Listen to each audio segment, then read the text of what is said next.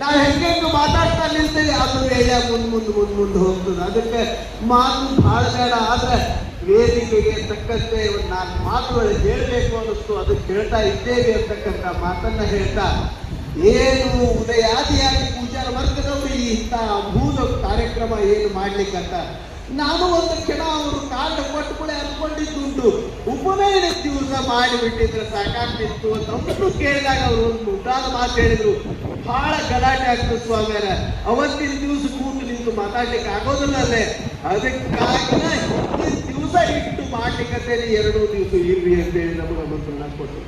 ಮುದ್ದಾದ ಮಾತು, ಅತ್ಯಂತ ಸಂತೋಷ ಅನ್ನಿಸ್ತು ನಮಗೆ ಇಂಥ ಕಾರ್ಯಕ್ರಮಗಳು. ಯಾಕಂತಂದ್ರೆ ಏನೇ ಮಾಡಬೇಕಾದ್ರೂ ಕೂಡಲು ತಿಳಿದು ಮಾಡು, ತಿಳ್ಕೊಂಡು ಮಾಡು, ಅದ್ರ ಬಗ್ಗೆ ಅಧ್ಯಯನ ಮಾಡಿ ಮಾಡು ಅಂತೇಳಿ ಹಿರಿಯರ ಶಾಸ್ತ್ರ ಅದ. ಪ್ರಯೋಜನ ಮನುಷ್ಯ